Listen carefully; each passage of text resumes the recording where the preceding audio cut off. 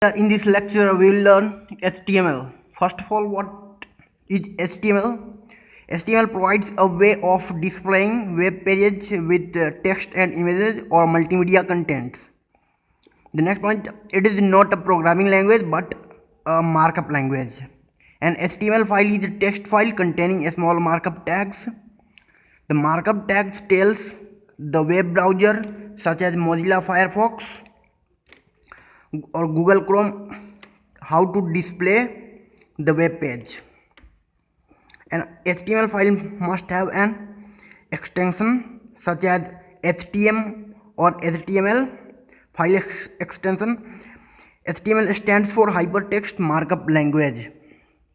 HTML pages are of two types: static pages. Static pages, as the name indicates, comprise of static contents, text or images, so we can only see the contents of a web page without being able to have any interaction with it. Dynamic pages. Dynamic pages are those pages where the contents of a web page depends on user input, so interaction with the user is required in order to display the web page. For example, consider a web page which requires a number to be entered or inserted from the user in order to find out whether it is even or odd. When the user enters the number and clicks on the appropriate button, the number is sent to the web server, which in turn returns the results to the user in an HTML page. Now we will learn about tags.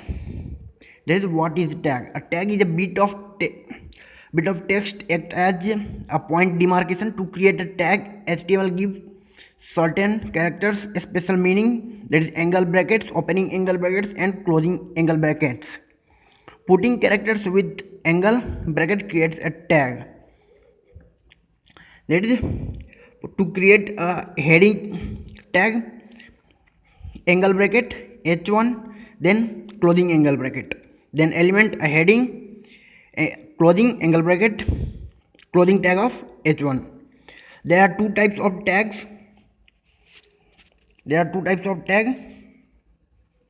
First, start tag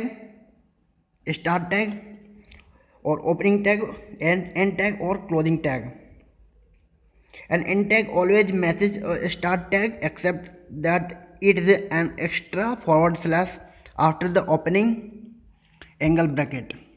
Here we can see angle bracket h1, closing angle bracket, then element heading, then starting angle bracket, extra forward slash h1, closing angle bracket.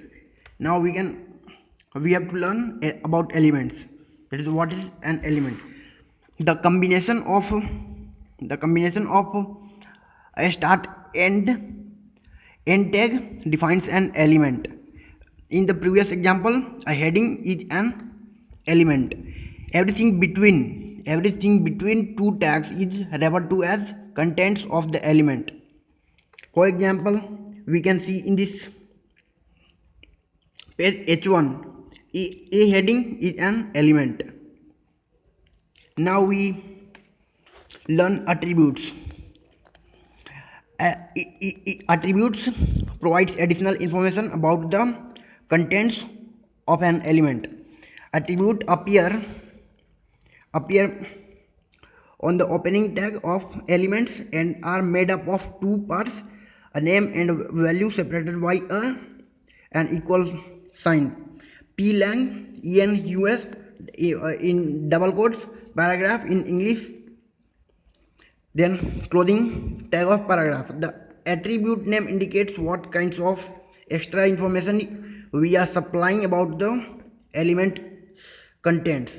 It should be written in lowercase. The value in the information is the information or setting for the attributes. It should be placed in double quotes. Different attributes can have different values. In this example, an attribute called lang is used to indicate the language used in this element. The value of this attribute on this page as while it is in US English.